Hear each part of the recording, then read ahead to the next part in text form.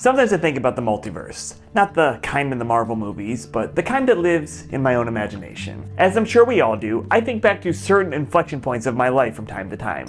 Graduating college, going to college in the first place, moving to Chicago, leaving Chicago, selling my car, going to graduate school in Costa Rica, and moving to Germany. It's easy for me to see how each of those decisions connects to the next one. So what would have happened if I didn't go to college, didn't move to Chicago, didn't sell my car, or didn't leave the United States in the first place and move to Germany? Now that last one is undoubtedly one of the biggest decisions I've made in my life. 10 years ago, just about to the day this video comes out, I left America, the united greatest country on earth, freaking States of America, for Germany to, amongst other things, live in a place where I never had to rely on a car and could eventually get an EU passport and secure my future on this continent. But was it the right call? Let's discuss. My name is Joe Bauer, and as you might have guessed, I'm an American immigrant living in Germany for the past decade. I make videos comparing life in the United States with Europe and beyond. And 10 years ago, I left America. So let's find out if it was the right call.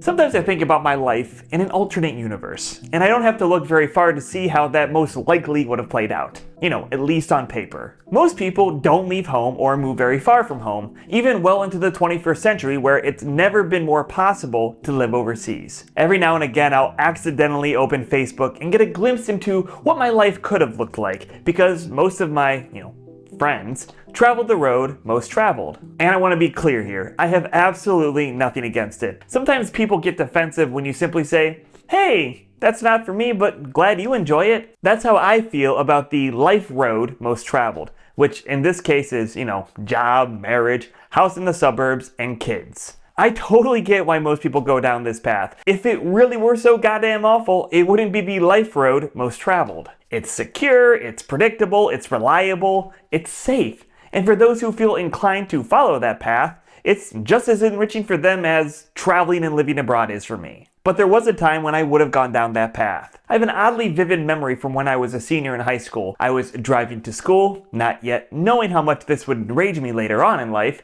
and was getting ready for lacrosse practice. Almost all of my coaches and teachers were from the region, so I pictured myself staying in my hometown, becoming a lacrosse coach, and living the most common life from my part of the world. I also remember meeting my baby cousin at my high school graduation party. His mom was 28 years old at the time. So I thought to myself, yeah, that seems like a good age to have a kid. I'll aim for that. But then 10 years later, I reached 28 and played my Uno skip card faster than a cheetah on a dead sprint. So obviously I didn't do those things. But I still think about it from time to time because, I'm frankly envious of people who do live that life. Not because I actually want to live that life.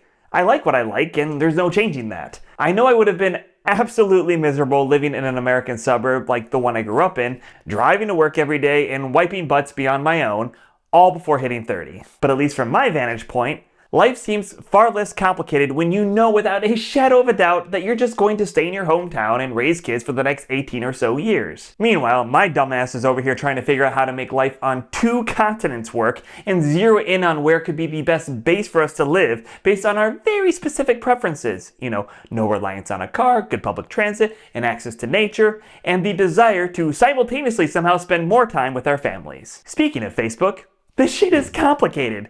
And there's no easy, perfect solution. Now, I'm not saying the most common life path doesn't come with its own set of complications, but where you're going to live doesn't seem to be one of them. And although it seems younger Americans want to be less reliant on cars, it's not a deal breaker for most Americans.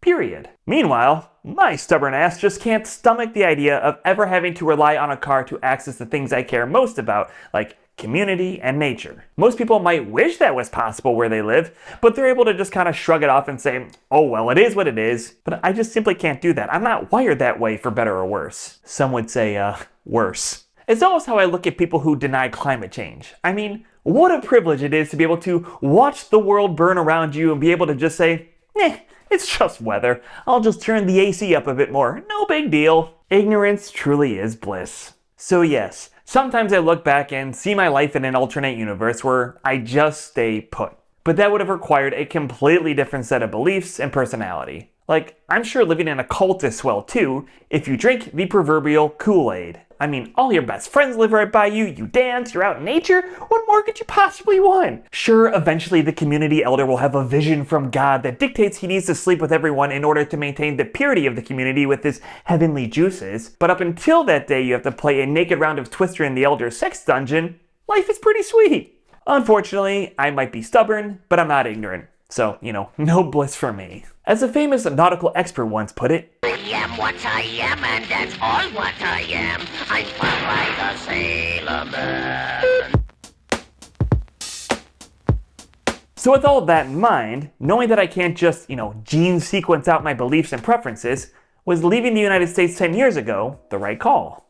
Yeah, I'm pretty sure it was. Look, I don't think you'll ever know with absolute certainty. I also wonder from time to time, hey, what if I moved to LA after college and really gave screenwriting an honest shot? But again, I'm pretty sure I would have just been miserable driving around everywhere. And I did get a taste of that when I did a summer internship with a studio in Burbank, California. So if I'm intellectually honest with myself, I know that of my realistic options, this one was the right call for me and how I like to live. Not to mention, you learn so much more about the world and grow as a person when you live abroad. Before I left the United States, my worldview was about as narrow as the hole of a straw. Living abroad expanded my horizons beyond belief, and I like to think I grew into a much more globally minded, empathetic person, which, despite what Elon would have you believe, is a good thing. But it absolutely comes with tremendous sacrifices that you don't think about when you first start romanticizing living abroad. You'll miss graduations, school plays starring nieces and nephews, spontaneous get-togethers with friends, weddings, and the list goes on. Fortunately, there are ways to mitigate those losses these days. Working remotely is far more common, and it's not like we live in the 19th or even 20th century when moving across the Atlantic Ocean was often a one-time thing.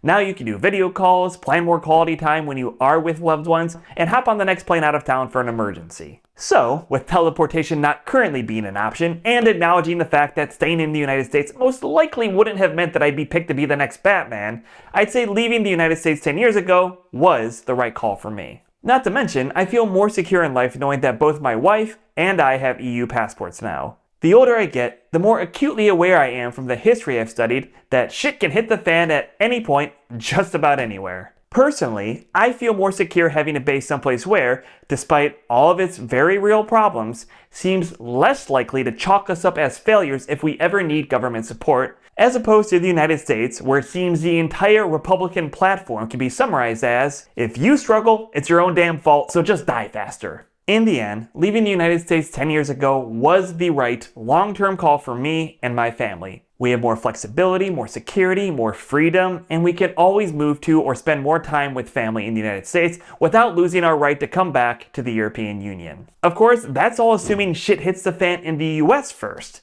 As a fan of history, Europe obviously is no stranger to, let's say, internal conflict. And if you doom scroll through the news constantly, it's hard to find anything less than abject terror anywhere you look. So if you also struggle with doom scrolling, check out this video where I talk about how I've replaced my doom scrolling with escapism and what that means to me and how it's changed my life. Thanks as always for watching, and I'll see you next week.